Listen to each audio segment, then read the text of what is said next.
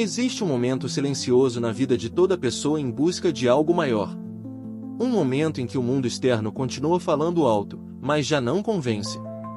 As mesmas promessas, os mesmos conselhos, as mesmas tentativas, tudo parece repetir um roteiro conhecido demais.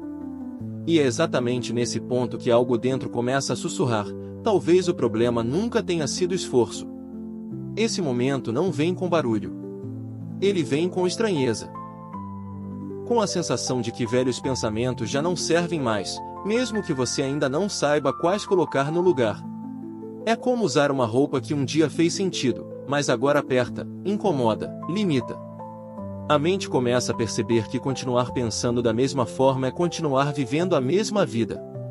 A maioria das pessoas chama isso de cansaço. Mas, na verdade, é despertar. É o instante em que a consciência começa a questionar não o mundo, mas a si mesma.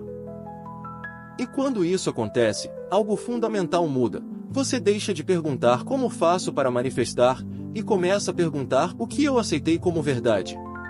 Por que manifestação não começa com desejo? Desejo é apenas movimento superficial. Manifestação começa quando algo deixa de ser esperança e passa a ser pressuposto interno. Quando deixa de ser pedido e passa a ser estado. Quando você não tenta convencer o mundo, você simplesmente ocupa uma posição interior. Ao longo deste vídeo, você vai perceber algo desconfortável, mas libertador. Nunca foi falta de esforço, disciplina ou merecimento. Foi estrutura. A estrutura invisível que sustenta seus pensamentos, emoções e expectativas sem que você perceba. E em poucos minutos, você vai entender por que tentar manifestar mais sem mudar sua identidade não cria expansão, apenas reforça o mesmo ciclo, com novos nomes e as mesmas sensações. O maior erro que as pessoas cometem ao tentar manifestar algo é acreditar que desejar cria realidade. Desejar não cria. Desejar confirma a ausência. Toda vez que você deseja intensamente algo, mas continua se percebendo como alguém que não tem, o desejo se transforma em um lembrete constante da falta. Neville Goddard foi direto: você não manifesta pelo que pede, mas pelo que assume. O querer nasce da separação. A assunção nasce da identidade. Uma pessoa que quer riqueza pensa como alguém que ainda não é rica. Uma pessoa que assume riqueza pensa a partir dela, não em direção a ela. É por isso que tanto esforço parece não funcionar.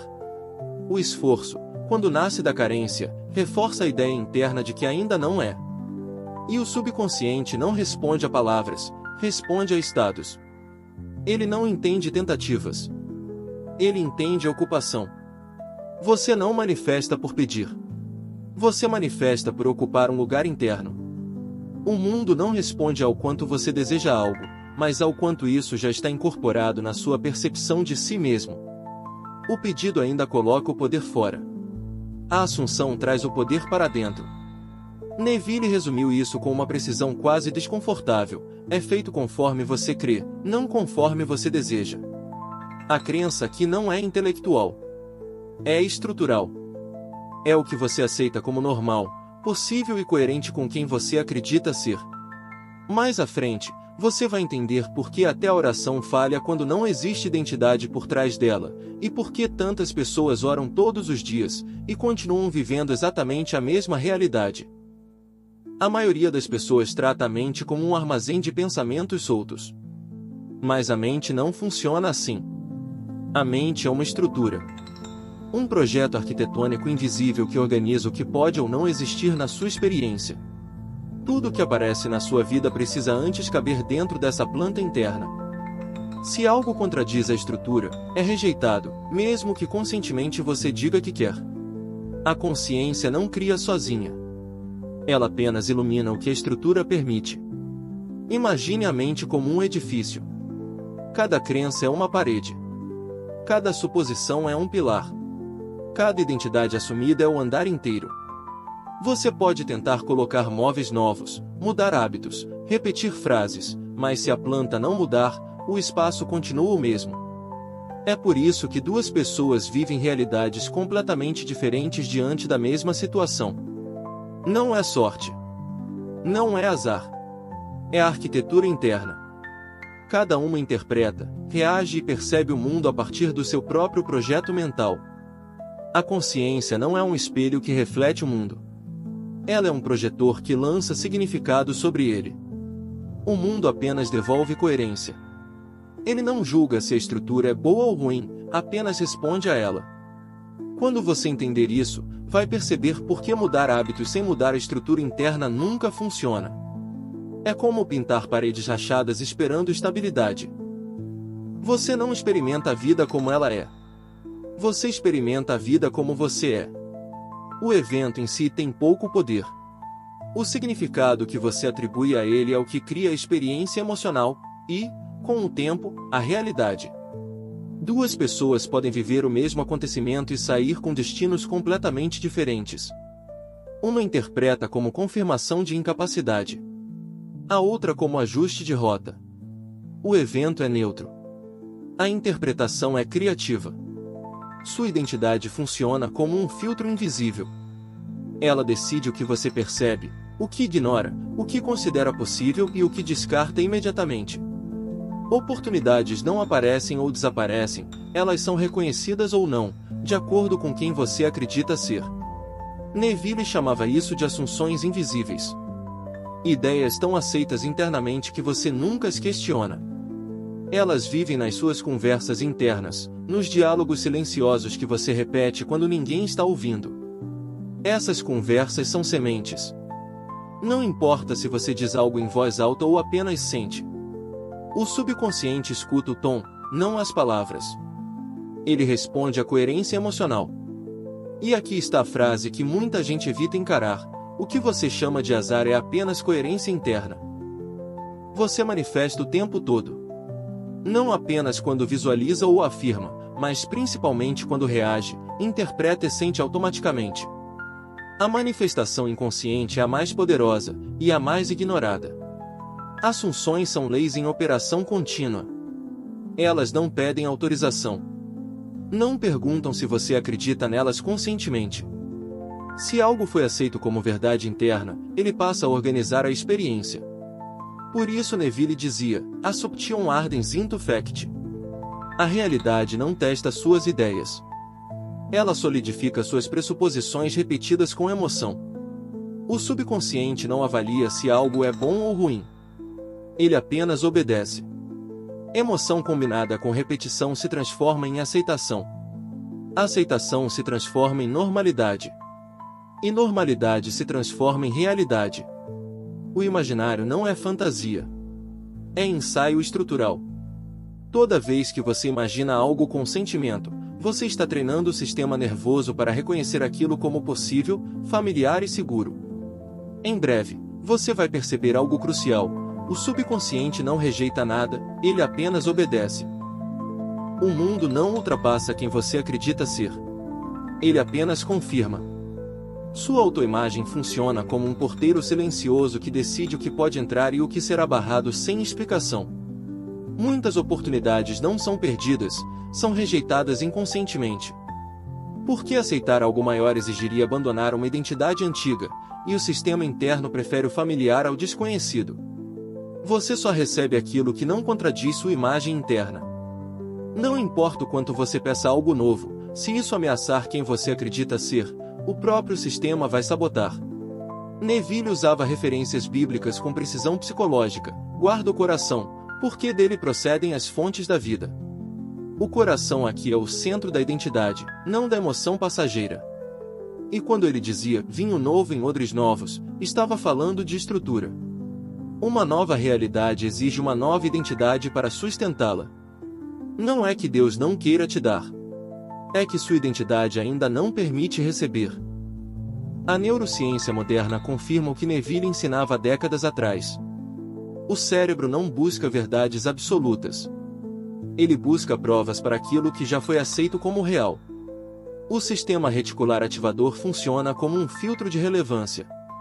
Ele decide o que você percebe com base nas suas crenças. O mundo sempre esteve cheio de possibilidades, você apenas começa a notá-las quando internamente há permissão.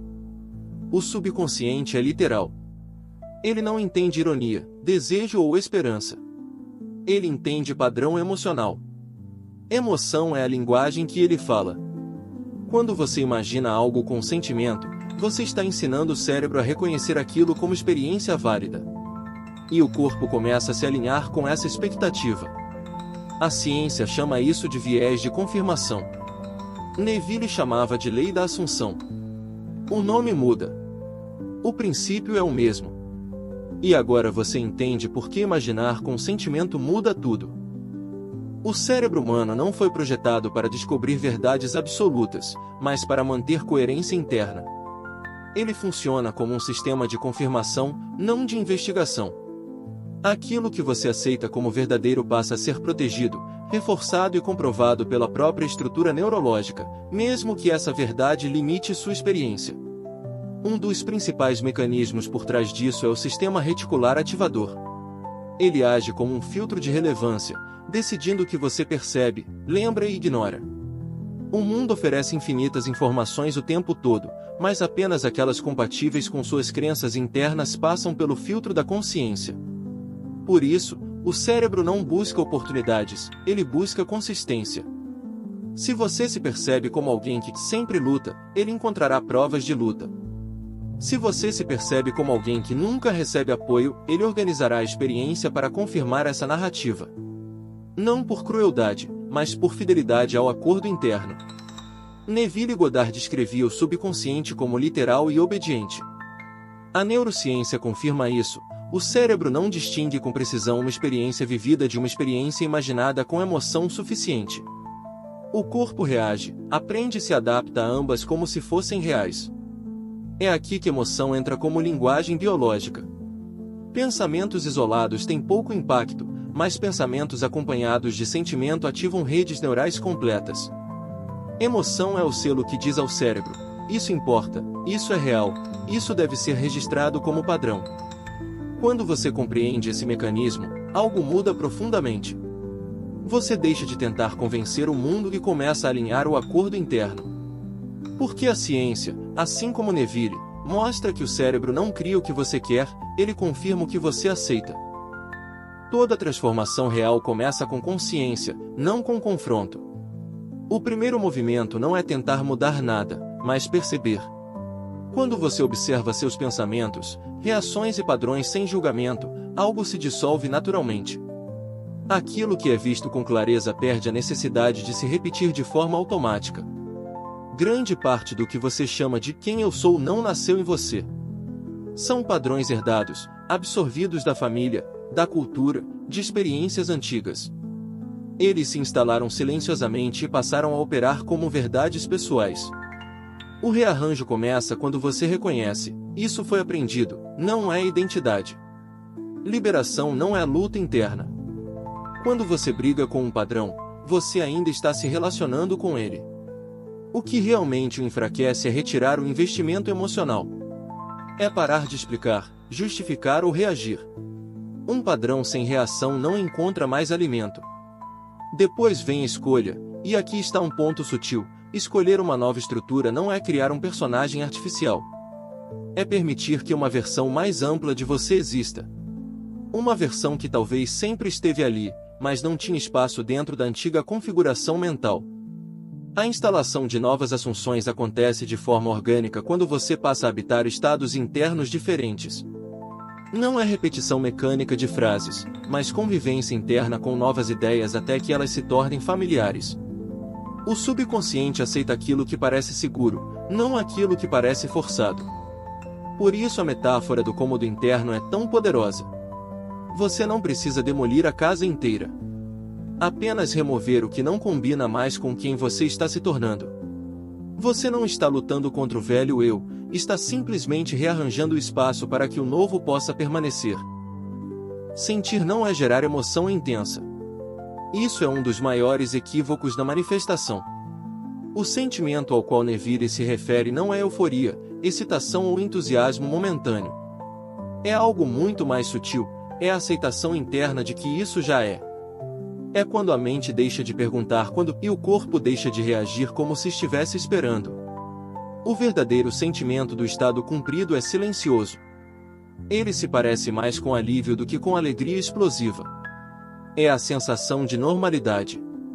Quando algo já foi aceito internamente, não há urgência, não há tensão, não há necessidade de provar nada. O corpo relaxa porque não está mais em estado de busca. É aqui que muitas pessoas falham, elas tentam sentir algo que ainda consideram distante. Mas o subconsciente não responde ao teatro emocional, ele responde à coerência.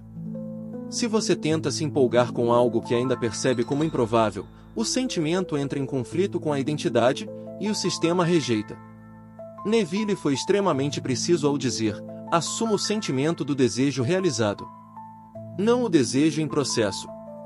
Não a esperança. O realizado. Isso significa imaginar a partir do fim, e não em direção a ele. É o ponto em que você não está mais tentando chegar, você já está lá, internamente. Quando o estado desejado se torna natural na imaginação, algo profundo acontece, ele deixa de gerar excitação e passa a gerar estabilidade. Estabilidade é o sinal mais claro para o subconsciente de que aquilo é seguro, possível e permitido. O sistema nervoso precisa sentir familiaridade, não intensidade. E quando o sentimento se torna natural, quando não há mais esforço interno para sustentar a ideia, o mundo externo não precisa ser forçado. Ele simplesmente acompanha. Porque, nesse ponto, a criação já foi selada por dentro, e o mundo sempre concorda com isso.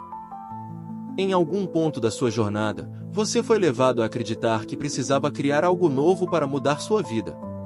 Que precisava adicionar mais esforço, mais técnica, mais controle. Mas a verdade é mais simples e mais profunda. Você não está criando uma nova realidade, está permitindo que uma realidade diferente se expresse através de você. A vida não está em oposição a você. O mundo não resiste aos seus desejos. Ele apenas responde ao que você aceita como verdade sobre si mesmo. Não existe teste, punição ou atraso intencional. Existe apenas coerência. A realidade se organiza para confirmar o estado que você ocupa internamente. Quando você entende isso, a luta interna começa a cessar.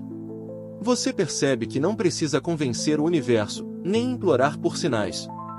Tudo que parecia resistência era, na verdade, fidelidade do mundo à sua autoimagem anterior.